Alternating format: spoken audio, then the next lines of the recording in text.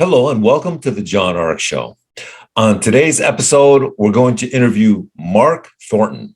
He's the host of a very popular YouTube channel called Everyman Has a Story, in which he discusses how and why he decided to leave the United States and move to the Philippines.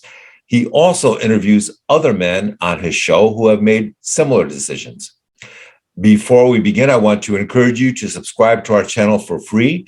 You can also like, comment, and follow us. We're going to have a lot of great celebrity interviews coming up, so make sure to click on the notification bell so you can be notified every time we upload a new episode.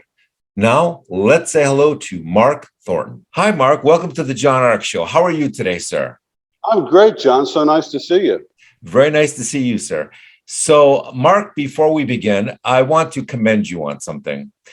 Most people go their entire lives without making a dramatic change in their lives. They think about it, they dream about it, they wonder about it, but they never really pull the trigger. You actually did that, and that takes some character and some fortitude and some strength to pull off. So I wanted to commend you on that. Thank you. Appreciate that. Mark, you did something really extraordinary. You used to live in the United States, and then That's right. decided that you weren't so happy, so you sold everything and you moved to the Philippines. And I think that one of the reasons that your channel, which by the way is called Every Man Has a Story, one of the reasons that channel is so popular on YouTube is because there are so many other men out there who are exhausted and worn out by the way life is treating them in the United States. So many of them are also thinking about leaving the country. Can you tell us what caused you to make such a dramatic change in your life and move to the Philippines?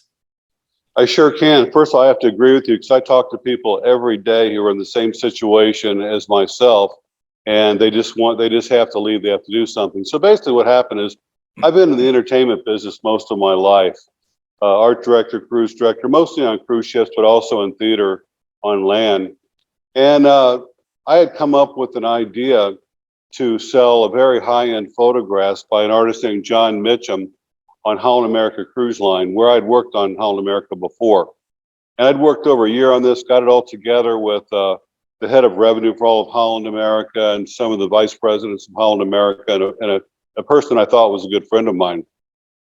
And at the time, I was recovering from some bad things that happened to me. I had heart bypass surgery, quadruple bypass.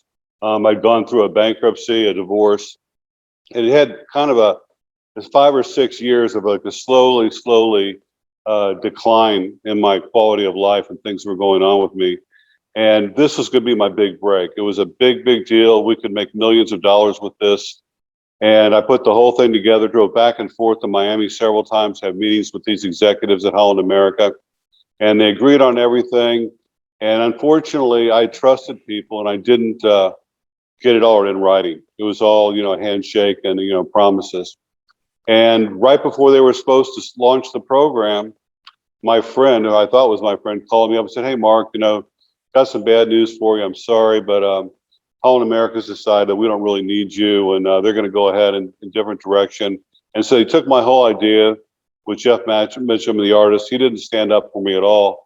And they went ahead without me. And all the money I'd spent, all the time I'd spent, which is over a year, getting Jeff Mitchum on this ship, I had nothing left, nothing. I'd maxed out my credit cards and everything to get this project going. It was like my last chance to turn my life around. And I was depressed. I didn't think I was going to ever be able to see my daughters again. I was staying at my mother's house on her sun porch on a couch. I had my Social Security.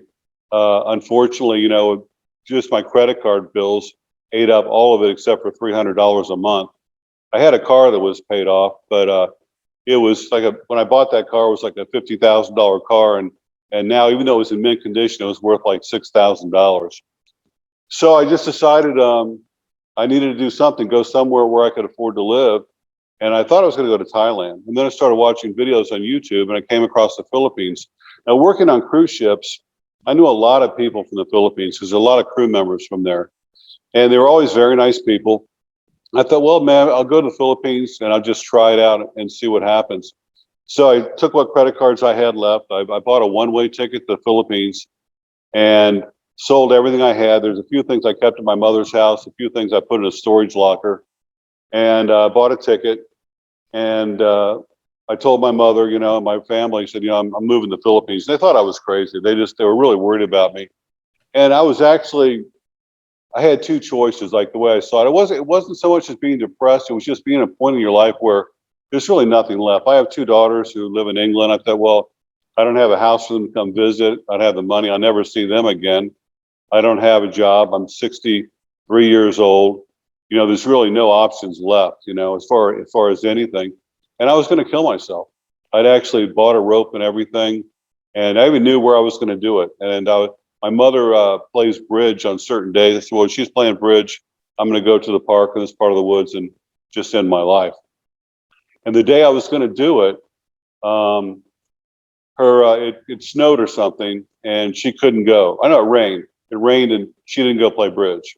And so I was home, and she was there. And so I decided not to do it. And that's when I decided to go ahead and go to the Philippines and do something like that. And I started the whole process moving. And then finally, the day kept getting closer and closer. And the closer it got, the more real it felt, because it almost felt like I wasn't really going to do it. And then next thing you know, was the day before, and I'd packed my bags. I'd taken what little money I had, which was I had $600 in that I turned into Philippine pesos at the bank. And my mother drove me to the airport. I flew to South Korea, Incheon, coach, the cheapest seat on the plane. We got there. I had a 15-hour layover. Slept at the airport. Next morning, got another plane, flew to Cebu, and spent the night there. Then I got a plane from there to Dumaguete. I came to Dumaguete because I'd seen a video on YouTube about a guy that'd been here and said it was just a great place to retire, and there was a lot of foreigners living here. And so I booked the cheapest Airbnb I could find, way up on a mountain near a volcano, Mount Tunis. And they picked me up at the airport. And as I was waiting for them to pick me up, I'd gone to Walmart. I had my Walmart credit card at home, and I had a little bit of money on there, so I bought myself a new laptop. And the plan was to tutor English online for a company called Cambly. I'd been hired by them as $10 an hour, but by the time you factor in the time you're waiting for a call to come in, it's really $5 an hour. But they pay every week, and they pay through PayPal. And so that was how I was going to survive that, my Social Security. While I'm at the airport waiting for my ride, my brand new computer bag, my brand new computer falls off my luggage and hits the ground. And when I get to my Airbnb and I take the computer out of the bag, it's broken. It won't even turn on, my brand new computer. So I'm panicking, like, okay, now what am I going to do? Because I don't have a computer. I take out my Swiss Army knife and I pop the screen off. I take it all apart, and I know nothing about computers, zero. And I put it back together and I pushed the button. It came to life. It worked. I couldn't believe I was so happy. And so I started teaching English online, and I was making, an extra $100 a week. Then it got to be $200. And so I moved out of the Pyramid House, and I found an apartment at a place called Dulce Vita. It was very nice. It was a studio, but it was kind of like a California style with, nice landscaping, a nice pool. And right before I did that, I forgot one other thing. I'd been in the Airbnb for like 3 days. I met this German guy named Thornton, and he wanted to show me this waterfall that was real close to where I was staying. And we had to hike down a canyon, like 300 steps deep into a canyon, hike up a river to get this waterfall. We get to the waterfall, and I reach into my little fanny pack to get my phone out, my brand new Samsung phone, which I also financed at T-Mobile, $700 phone, and my pack is gone. I lost it in the river. So at one point I had no phone, no computer.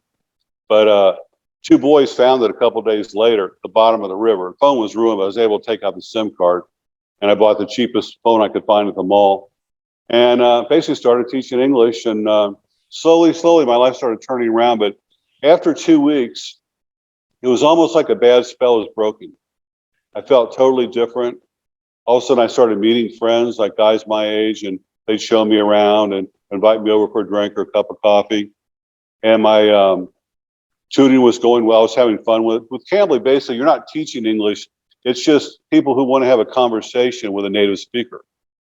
And so I was talking to interesting people. I talked to doctors. I talked to college professors. I talked to children. I talked to, women in Saudi Arabia, men in Saudi Arabia, all over the world. And it was really interesting. It was fun. And I was making money at it. And then a friend of mine, Paul, has a show called Old Dog New Tricks. I'd met him online before I came here. And he was kind of like my mentor, showing me around when I first got here. And he had a YouTube channel. And he told me about it, showed it to me. And I saw, I could do that. Because I had a background in radio and entertainment. I said, I can do that. So I started a YouTube channel. My first video was why I sold everything and sold or gave away everything and moved to the Philippines. And that video, I don't remember what it's got right now, but I did two versions of it. The first version got like 500,000 views, but it was a very bad quality because it was my old cell phone. And so I redid it and posted it again. And that video alone, I've made like $6,000 off of it, just that one video. And now my channel's taken off and I don't do tutoring anymore. I just do my YouTube channel. I'm engaged to a beautiful girl. How many views did that video get? Do you recall? Approximately. Oh, several hundred thousand, over 500,000, pretty sure, yeah. Interesting. And it's still making me money today. And now I'm living in a beautiful mansion on the beach. I literally walk out of my backyard through nice grass and steps into the ocean.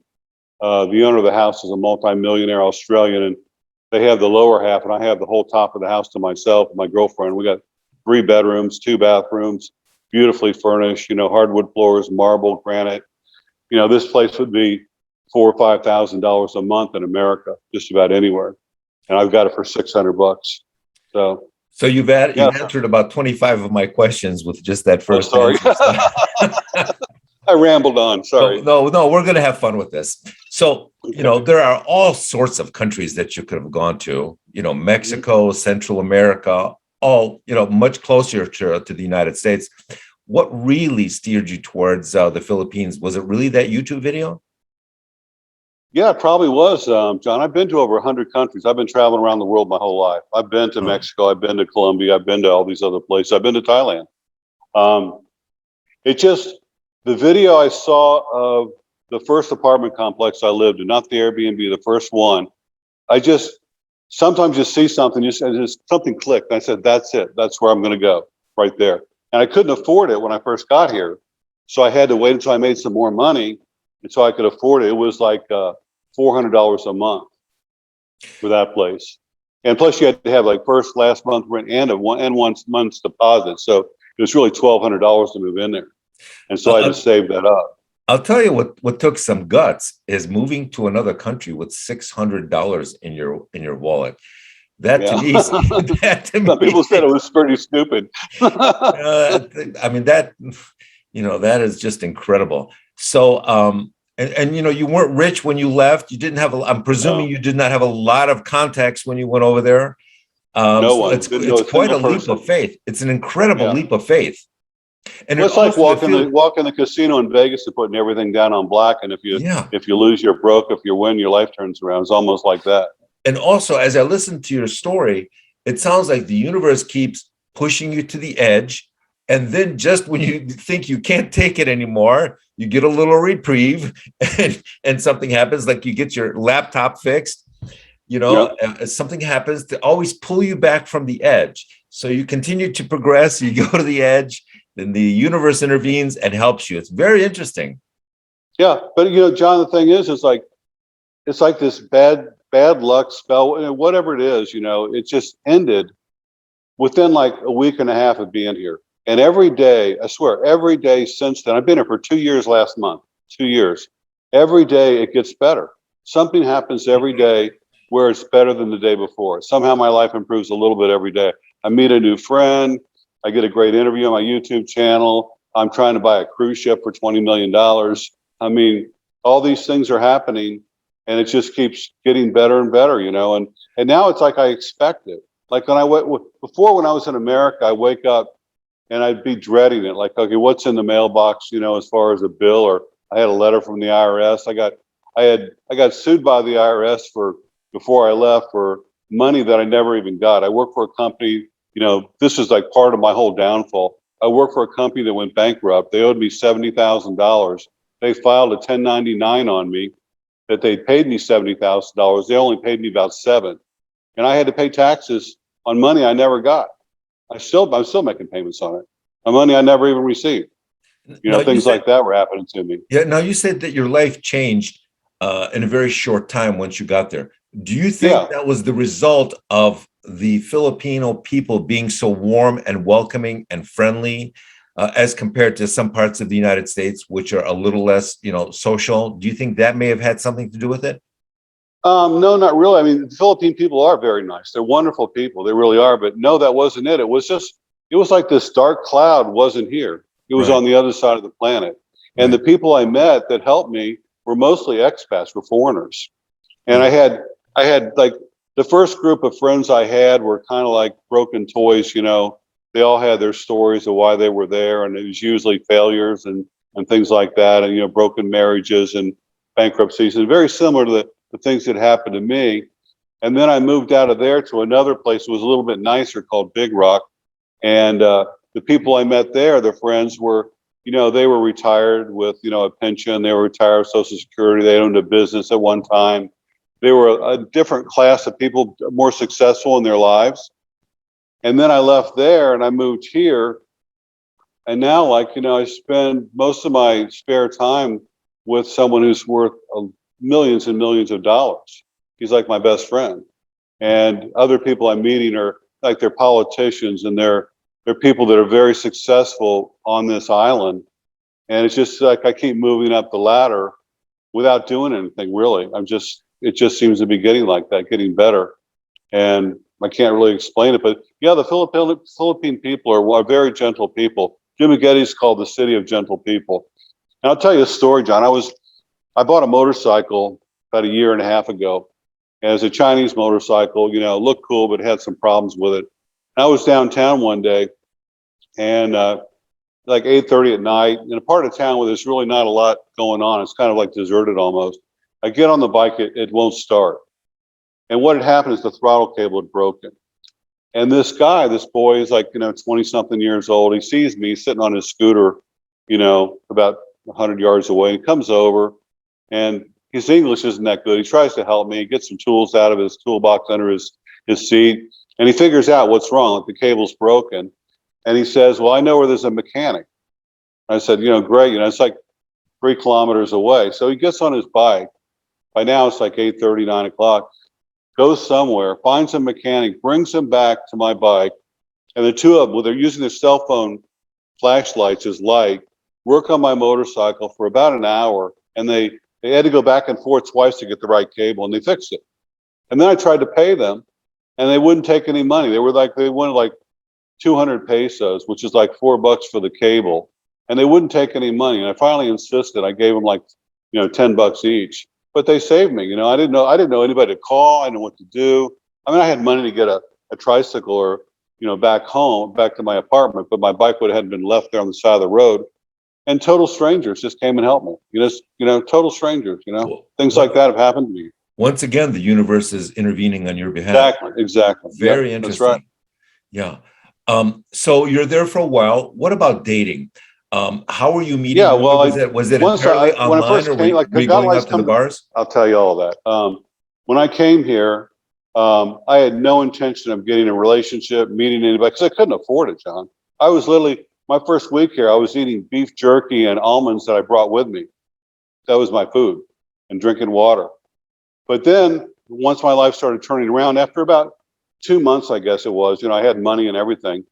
And I met friends of mine. They wanted me to go out to nightclubs and stuff with them, and it wasn't like every night. Like maybe on Friday night, we'd go out to one place and just have a couple of drinks. And I started meeting some girls. I went on a couple of dates, and, they were okay. They just, nothing really happened. I met one that was online. I joined one of the dating sites called Filipina Cupid. And I met a girl, and she wanted me to go to Bohol to meet her, which was, another island. Like I had to take a plane to get there. So I went over there and met her, and turned out she was a scammer. Like we were together for like 15 minutes, and she starts crying, and she goes, oh, I don't know what I'm going to do. My father had an accident and he broke his legs and he's in a wheelchair, and they're going to throw him out of his apartment, and I need to help him, but I don't have any money. I go, well, I'm sorry, dear. I mean, I just met you. can't give you any money. I don't know you well enough, you know. And I realized right there's something wrong. And then she heard the tears stop like that. And she looks at me, she smiles, she goes, well, why don't you buy me? Why don't you buy me? Just buy me, just buy me. She starts saying, buy me, come on, buy me, buy me, buy me. And I go, what? Like she's a prostitute or something. And this is a beautiful girl. And she's a beautiful girl. And I just said, you know, goodbye, and walked away from her. And so went out with a couple other girls, you know, nothing serious. And then I was ready to give up on the whole thing because at my age, I'm 66 years old right now. And it's not, you know, not a priority with me anymore. Women are not a priority. And I've had lots of girls in my lifetime. I was married for 15 years. And then I had 1 month left on my subscription on Filipino Cupid. And this girl messaged me and I messaged her back. And I just realized, I said, well, this is a waste of time. I said, look, why don't we meet for coffee? Just cut the chase. And I was asking for a Facebook page too, because a lot of these girls that aren't real, they have a fake Facebook page. It just has like pictures of them in a bikini and that's about it, or them at a restaurant. But the real ones have pictures of their friends and their family and children and all that stuff. So, excuse me. So I met this girl for coffee and she brings her mother with her. And they sit down. She's a beautiful girl. That's actually a good sign. Yeah, it's a good sign. It's a good sign. And the mother speaks zero English. And she sits there and basically stares at me, you know, and they don't say hardly anything. I keep trying to start a conversation. I can't get anything going. And we've been texting each other back and forth. So while we're sitting at the table, she's right across me. I text her, look, do you want to see me again? And she goes, yes, I do. I go, okay, fine. So they leave. I go out to my motorcycle and get on it. Guess what? It won't start again. This time the manifold had broken on it or something. So I had a mechanic then. He came and picked it up and I had to take a taxi home. But anyway, we started dating. And she's a girl who, very poor family, very poor. She was very skinny, like, you know, she hadn't eaten good, you know, her whole life. And she was very thin, very pretty face, but her English was excellent. And once I got her, she wasn't so shy. Her English was excellent. And so we started talking, we started spending more time together. And she'd come over and have dinner with me every night. And she told me the story about her family. And they were, they kind of were abusive to her. She was like the Cinderella. They made her clean the house, do the laundry, you know, all the work. And then she got a job. She got a job as a housemaid for $60 a month, working 7 days a week and taking care of an Alzheimer's person with dementia also, cleaning up after this lady and taking care of her, plus cleaning the house, laundry, all that stuff. And her mother would take all the money, every penny. She wouldn't give her any of it. And then she did that for a year. Then she got a job at the department store at Robinson's as a sales lady. Same thing, $60 a month, working overtime 6 days a week. And her mother took all the money, gave her nothing for anything, not even for food. And that's kind of where she was when I met her. She just left the Robinson's job and she wasn't working at the time. She's 26 years old. And we kept getting along better and better. And I said, look, why don't you move in with me? And she's my fiance, by the way. She never had a date. Never been out with anybody, never been to a movie, never been in an elevator, never been on an airplane, never, you know, been in a car, never been more than 30 miles from where she lived. And now she's here with me and we've got this incredible life. We're getting married. She's super smart. I mean, her English is perfect. We can talk about science or politics or anything. You know, we get along great. And another, you know, incredible thing, I had never thought in my wildest dreams that I would, you know, fall in love again or get married again or even have a relationship. It just didn't seem possible before I came here. You know, it seems like the universe pushed both of you right to the edge, you know, forcing her to work 60 hours, a week for next to nothing. And somehow it's given you both a reprieve by allowing you to meet each other. Yeah. Very, very interesting. Now, in that part of the world, sometimes the woman's family expects the new husband to support her family. Is that ever an issue over there? Yeah. It is. And I know a lot of my friends who've gotten burned through that. I know a lot of my friends who do support the family.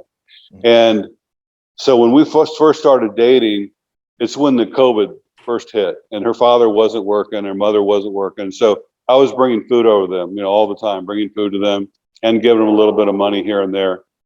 And then it ended. They lifted the quarantine enough where they could all go back to work. And their house is like bamboo and bricks and dirt floor. I mean, very, very primitive. It has, no running water except for in the kitchen. It's really just a hose. Think a hose going into your house, into a sink, and then it drains into the yard. That was the plumbing.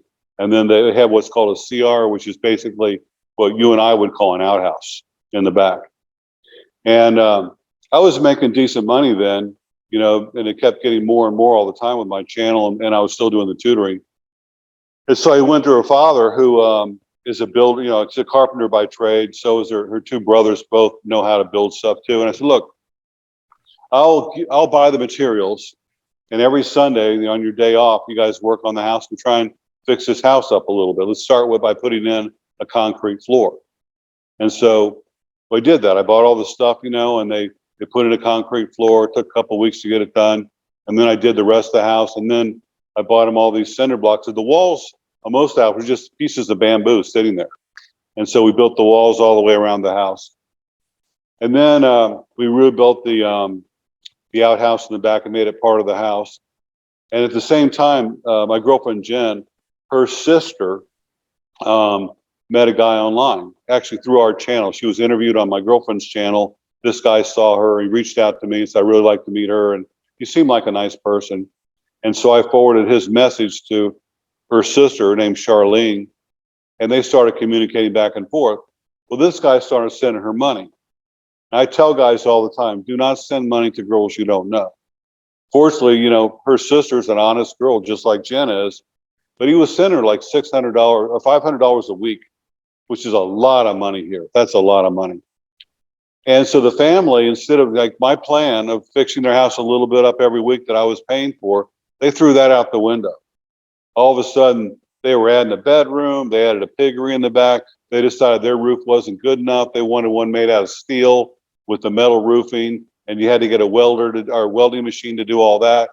And they basically, this guy gave them, his name was Donald, he gave them like $6,000 over a couple months' time. And they blew it all. They blew it. They started putting in columns in the house to support the heavy roof.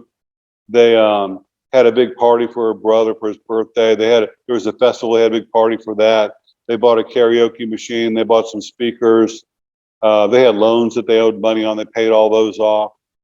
And then all of a sudden, guess what? Donald quit sending money.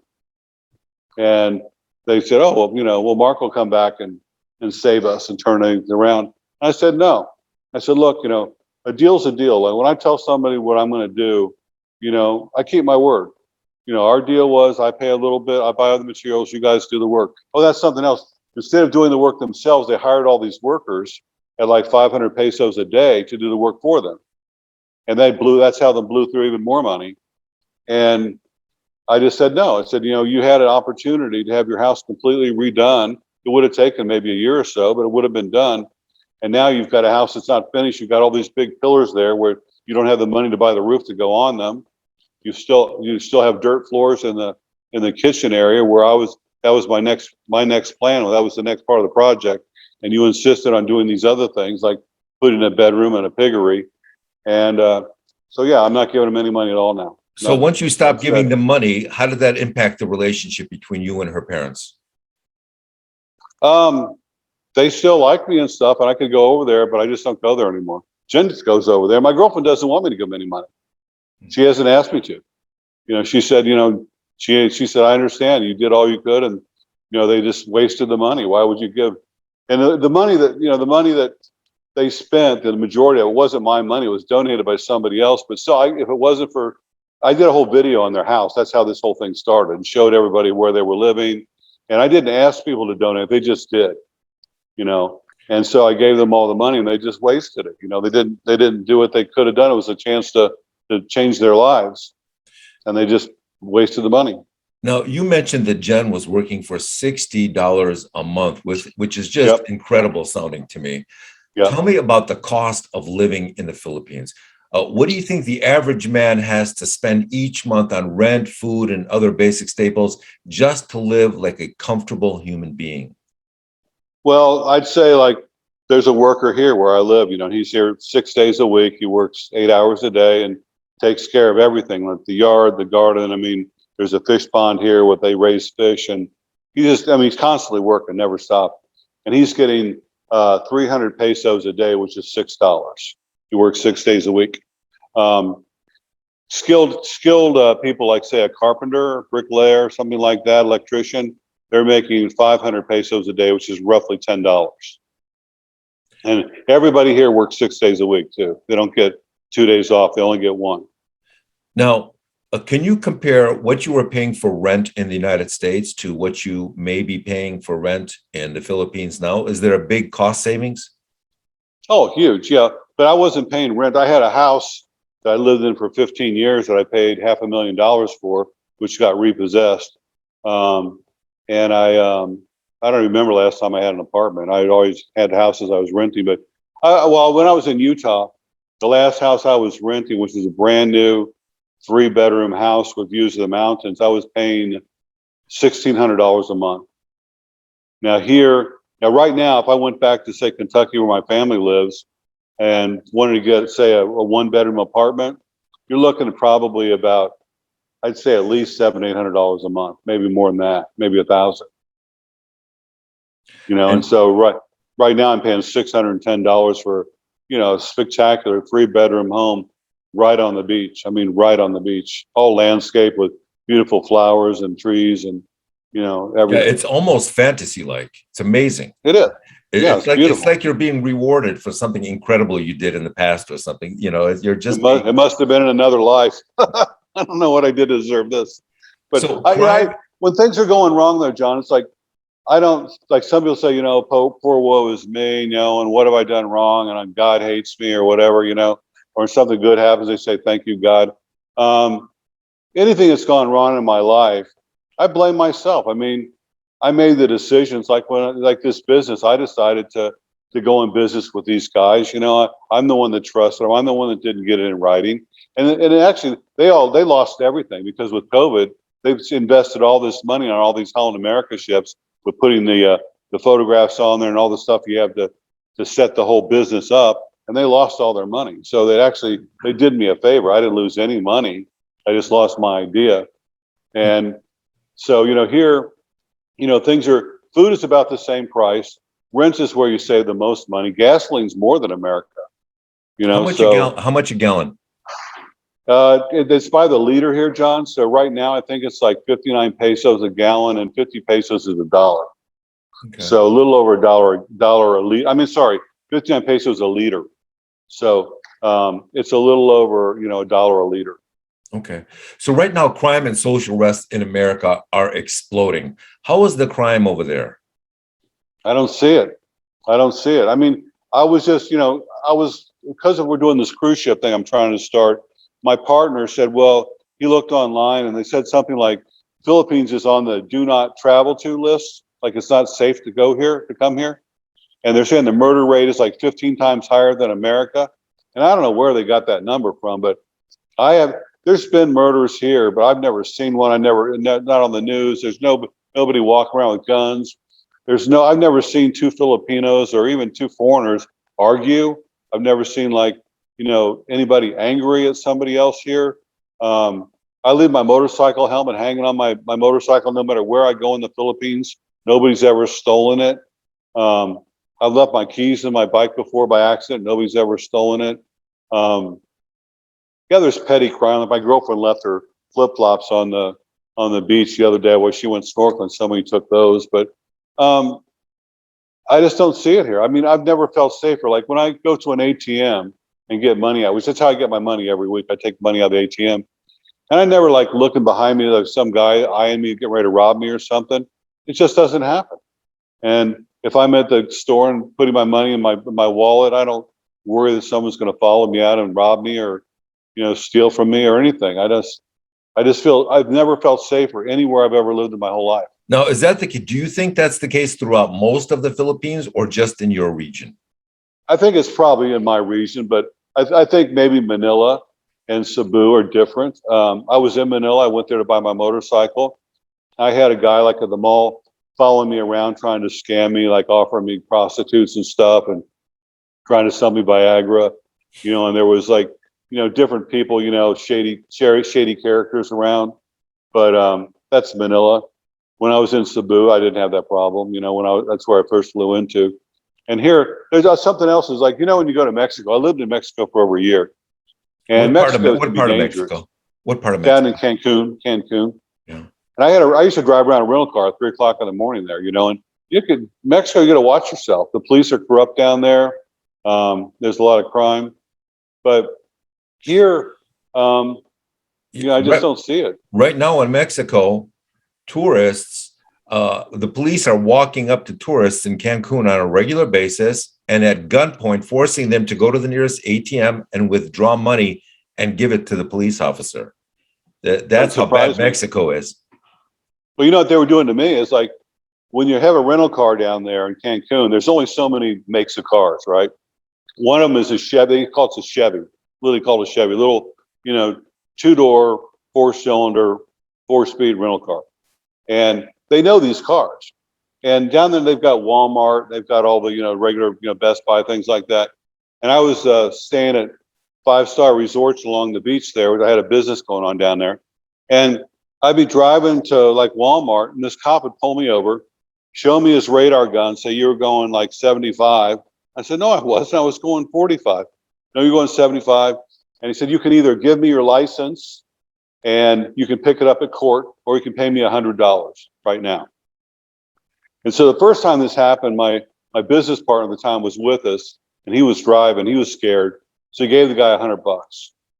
So I went back to my hotel, and I had office machines. I had like copy machines and everything. So I took my driver's license, I photocopied it. I made like 15 copies. I laminated them.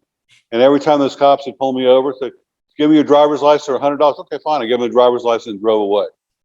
And then another time I was driving along, and a motorcycle cop pulls up next to me, trying to get me to go over, pull over so he can scam me. I just kept driving. I didn't go fast. I just kept driving. He said, no, I'm not going to pull over. Kept going. He just gave up and went away. Actor Jesse Ventura, the former governor. Oh yeah, I know. Lives down in Mexico, and he says every time he and his wife, leave the house and they go somewhere, they get pulled over, and the police try to extort money from him. So he shows them his former governor's card, and of course, they're too stupid to know that it's former, not current. So they let him go without extorting money. But that's how bad it is down there.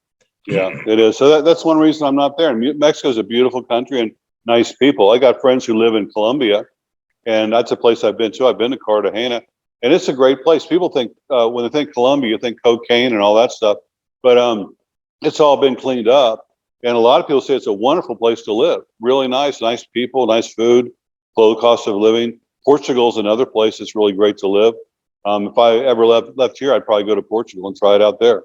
Knowing what you know now about Colombia and the Philippines, if you were to do it again, where would you relocate to?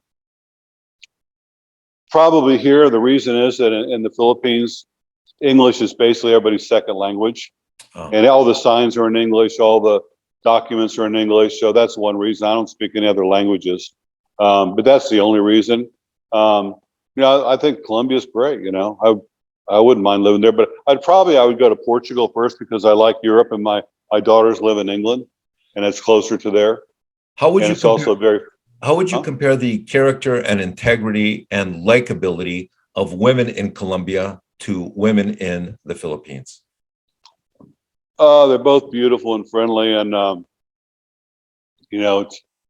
I'd say they're equal. They really are. One's not better than the other.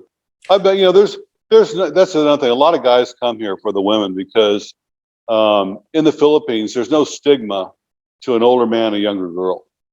And a lot of these girls that are poor are looking for a way out to better their life. And so they're looking for an older guy that's got a pension, that's got savings, whatever. And so it's very common here. And guys come here knowing that.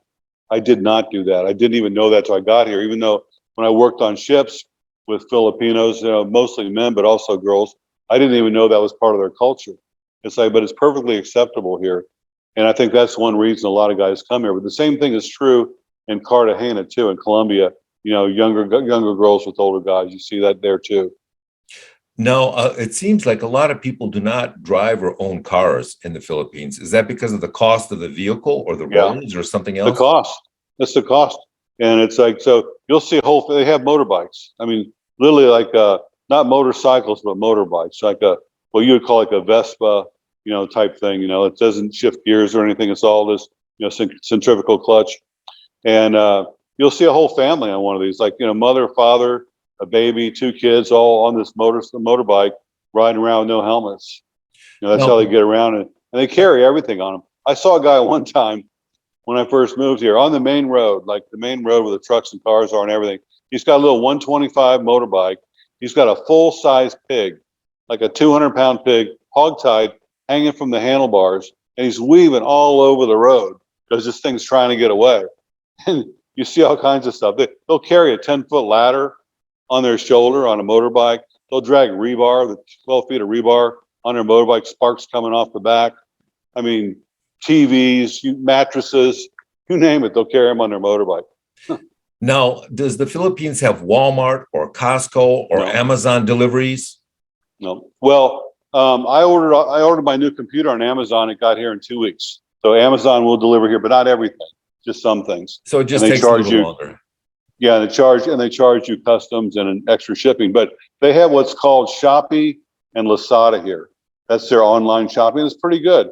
You order things and it comes right to the house, and I bought like, my water shoes for being in the ocean there. And I bought, my girlfriend buys, various little things for the house there. And it's pretty good. The prices are about the same as any place else.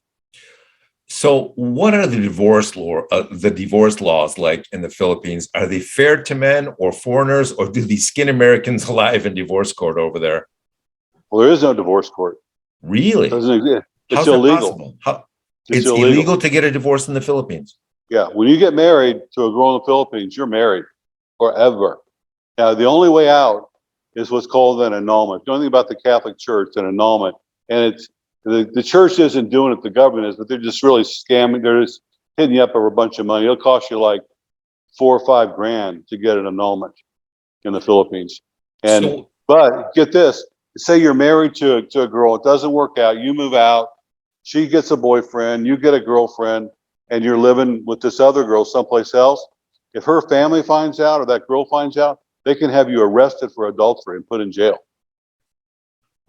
so does this force most marriages to work over time? No, No. no, they fall apart the same here. And these guys try and stay low when they're married to a Filipina when they got another Filipina. And I got a friend of mine, very successful guy, former attorney, married a Filipina. She had a child when he married her, a little girl, and they had another child together. He built a resort for her, and they ended up falling apart. And now that's something else in the Philippines is if you own a business or property, you have to have a Filipino or a Filipina own 60% controlling interest. You can only own 40%. So basically she got everything. And so he's got nothing. I hear that happen a lot. So A why lot do where guys bought a foreigners house. even bother getting married if it's that draconian? If the laws are that draconian, why would any foreigner want to get married? I don't know. I mean, I would rather get married in America, not because I think we're going to get divorced, but Mm. my girlfriend's way younger than me. I'm thinking like, okay, maybe when I'm 90, she might want to go find somebody else. And if she does, I would accept that. I don't want her to hang around me if she doesn't want to do that. But she wants to get married in the Philippines. We're in love with each other. That's the reason we're getting married. And I think I know her well enough to know that like she's never dated anybody but me. And I just trust her. And so I think that's what she wants, and also Are like say you I her end up in the first? Are you her hospital. first love? Yes. That's Person a I've never even very had a strong. That's a very strong bond. Very yeah, strong. she never been on a date. Not even one, not even a casual date. Hmm. So she met me. She's 26 when I met her. Yeah. But we're committed to each other and her life, like, when I met her, I told her she was underweight. She's now got, normal weight. She eats whatever she wants. When she buys whatever she wants, we go to the grocery store. She's got a bank account. She's got a credit card or a debit card. She's got an ID. She's got a passport. She's got a brand, motorcycle, a motorbike all paid for. and she's got, her own little room here with her clothes and her TV, and she's just, happy she can be, and This almost feels like you two saved each other's lives. that's a good way to, I agree with that. I'd agree with that. But, when I met her, my life was already turning around, but it's gotten even 1,000% better even since then. Now, if you did get married, would you want a prenup? And do they have prenups in the Philippines? That's a good question. I don't know, and I'm not going to get one because I don't have any money anyway. So, but no, we're just going to get married. We are getting married. I mean, we're in the process now. It's not that easy here. You have to get what's called a letter of legal capacity, which is basically you go to a U.S. consulate and you swear that you're not married at the time. You have to get a something else from the barangay captain. It's like the neighborhood captain. Then you have to take a class for like a whole day, and you have to have a copy of my divorce papers, which I have with me, and then a copy of birth certificate, which I had to order online, which is going to probably be here in a few weeks. Then we'll get married at the courthouse and have a reception here. So, Mark, you announced something on your show that was really interesting to me and to a lot of people. You said that you wanted to purchase a cruise ship and offer cruises in the Philippines. Now, you didn't say you wanted to buy a raft or a speedboat or a pontoon boat. You said you wanted to buy a cruise ship. How was it that you decided to make such a significant acquisition? Well, first of all, I worked on cruise ships off and on for over 30 years. Cruise director, art director, production stage manager. I worked for all the major cruise lines, Royal Caribbean, Carnival, Celebrity. And that's what that was my last job, was working on a cruise ship. And I would still be there today if they hadn't forced me out because of my age and my heart trouble. And anyway, what happened with COVID is all these ships were being scrapped, and a lot of them were just here waiting to die in the Philippines. They brought over 50 ships here, and they were anchored off the coast of Manila, just sitting there and being sold for pennies on the dollar.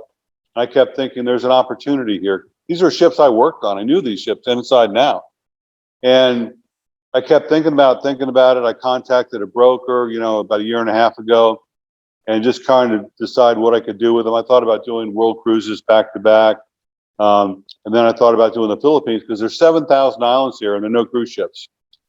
And the more I investigated it, the more positive response I got from like the tourism department here, minor government officials I spoke to, business people I talked to. And so we landed on a ship. It's called the Golden Iris. It's owned now by a company called Mano Marine out of Israel, and they've been taking it. They were sailing it for 10 years from Israel to Greece. Before that, it was owned by MSC Cruises, which is the largest cruise line in Europe. And her beginning, she was built in 1975. She's like 46 years old, but she's got a really cool pedigree. Hugh Hefner, back in the 70s, decided he was going to build 2 cruise ships and make them into floating Playboy clubs. And so they were designed, drawn up. They started building them.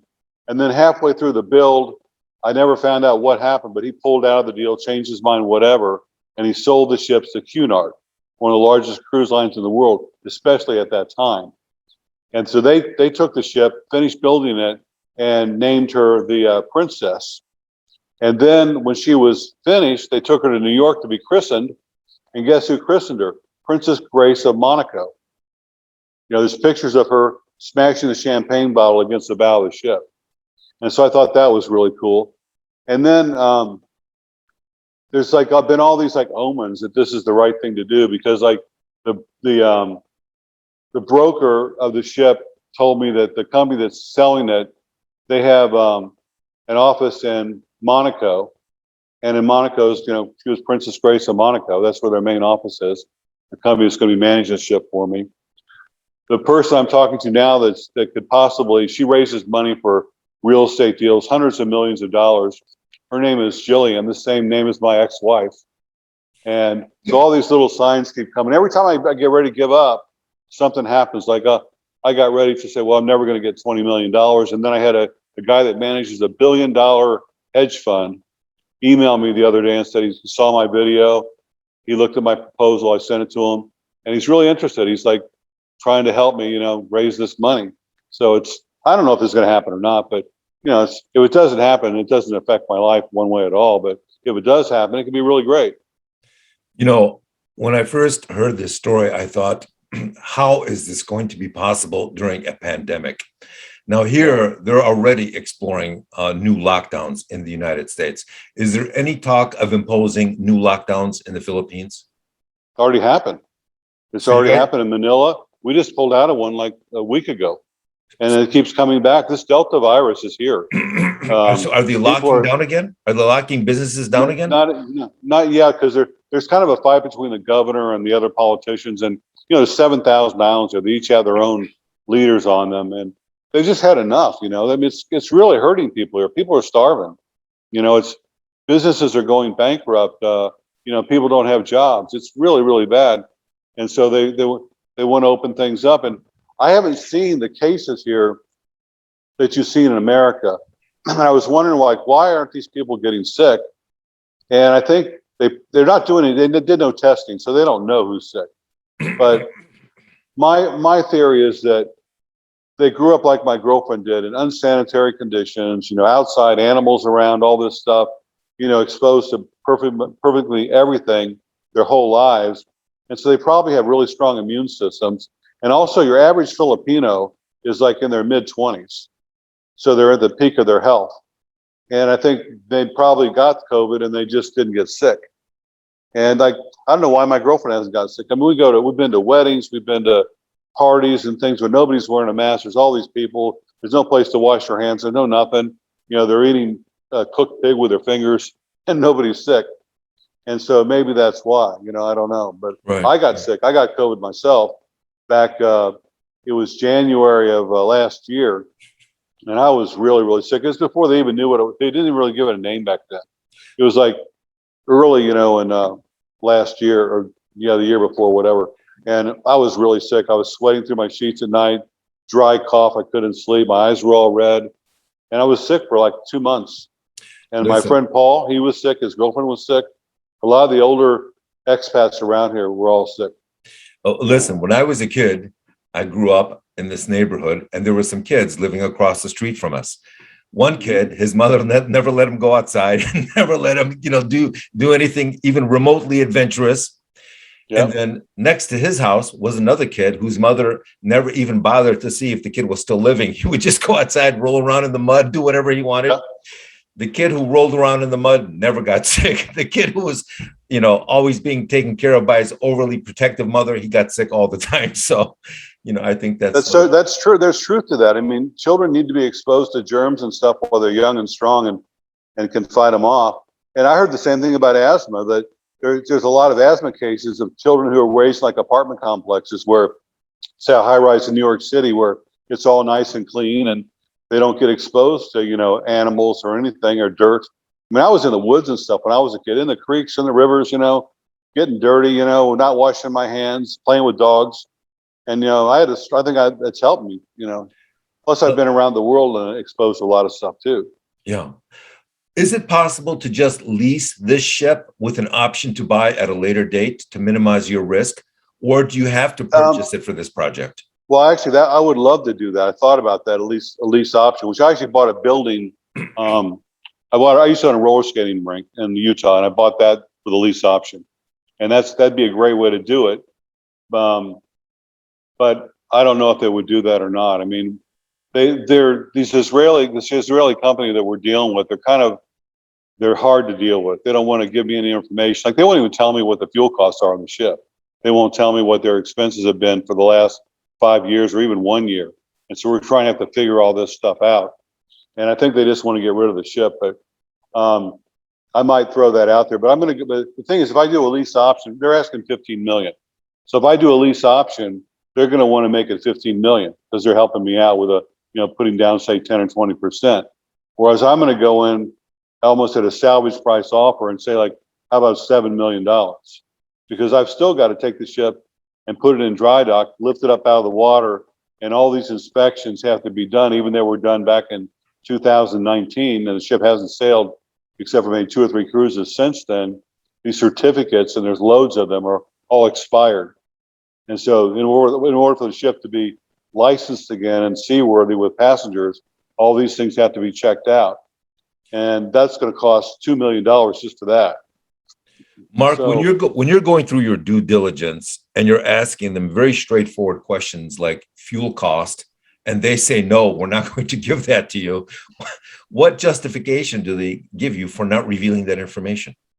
they don't tell me that. I'm going through a broker, and I ask them for certain things, and they wouldn't give it to me. So they're providing like all the expired documents, the things what I'm doing. There's a company called V-Ships, and V-Ships is the largest cruise management company in the world. Like most of these cruise lines, they're managed, but the ships are managed by a company. They don't, for example, when you go to a port, you're getting provisions on board, you're getting fuel on board, anything you need is coming on board, you're getting new crew members.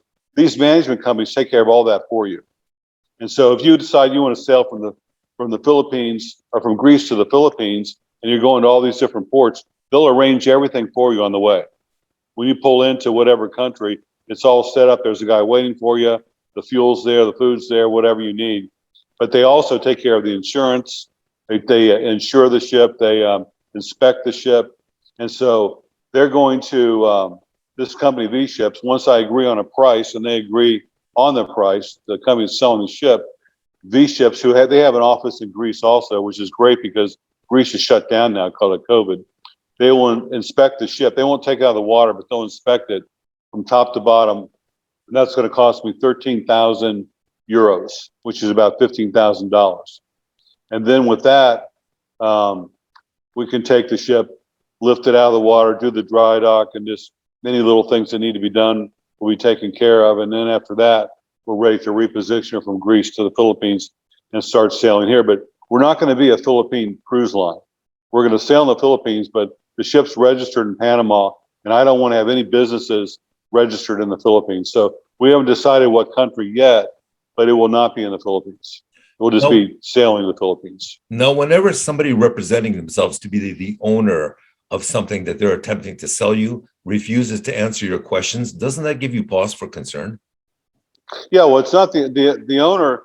The owner's in Israel. The broker is someone actually I know. His name's Ken Kane, and I actually worked for him 30 years ago, but we didn't really meet at the time.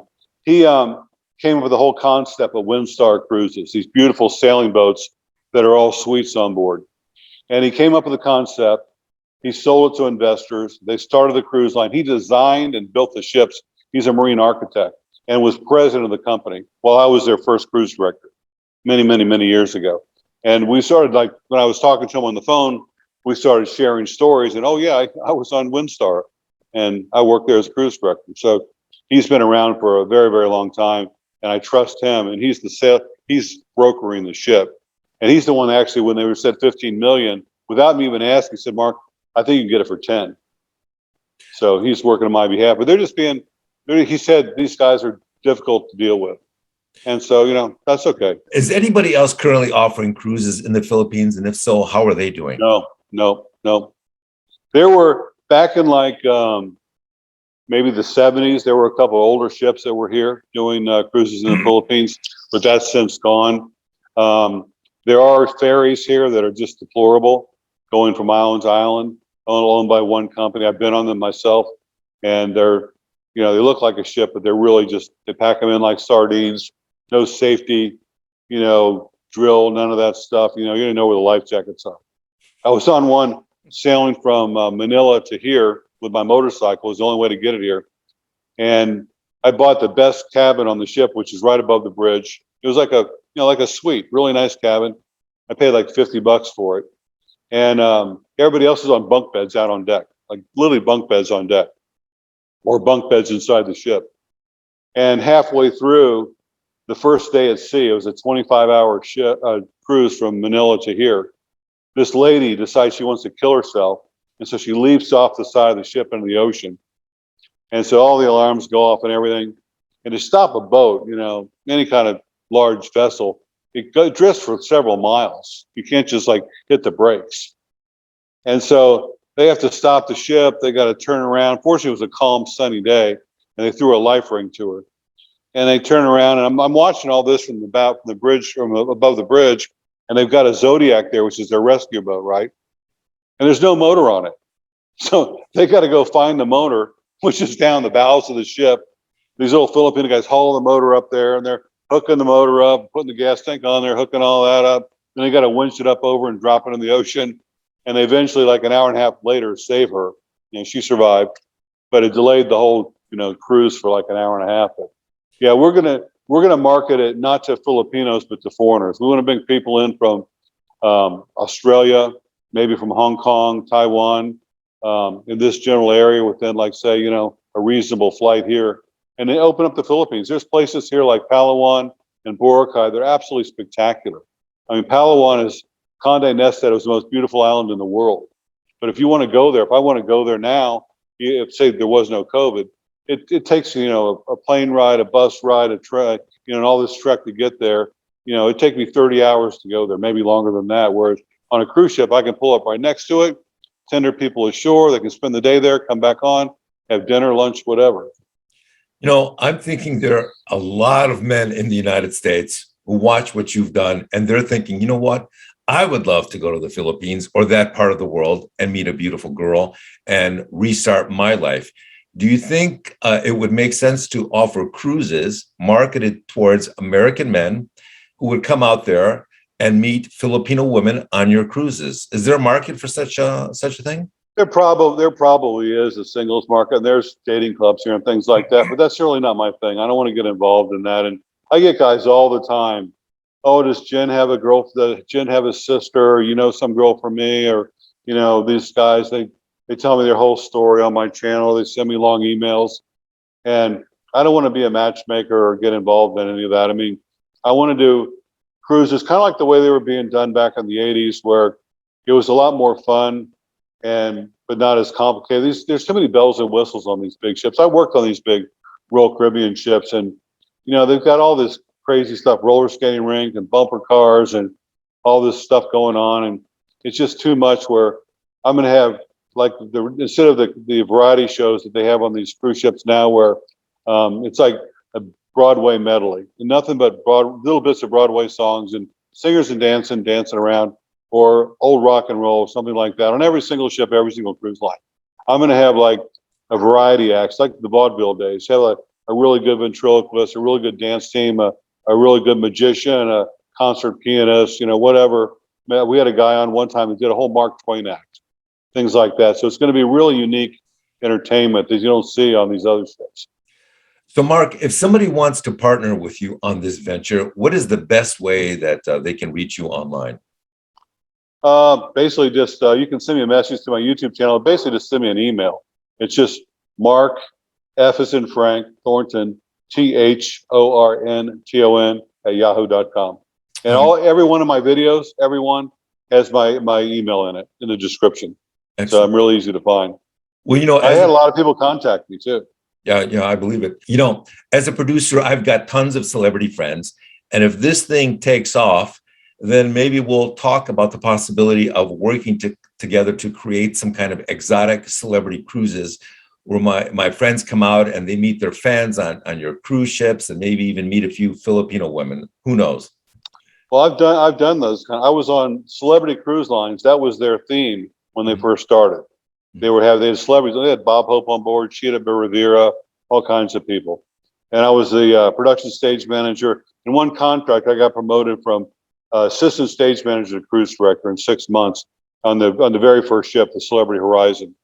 And so, yeah, I've done those. So I've done charters, and I had Rosie O'Donnell charter the ship one time, Richard Simmons chartered a ship one time. I sailed with Buzz Aldrin, the second man to walk on the moon. I did a cruise for like 3 months with Omar Sharif, the actor. He was a bridge lecturer on board. Done all kinds of groups and stuff. So yeah, groups are great. Really great, families and stuff like that. So before we wrap things up, is there anything else you would like to promote? No, I'm not promoting anything, and I'm not asking for money for like people to invest in my cruise line idea. I just put it out there, and if people want to contact me, and I have a lot of people that's helped me out with ideas and stuff, and connections in the travel industry and stuff. But no, just watch my videos, share my videos, if you like them. Nice. And that's all I ask. Well, Mark, it's been great having you on the show. I suspect that you may be on your way to making a dream come true. I want to My wish dream you already came true.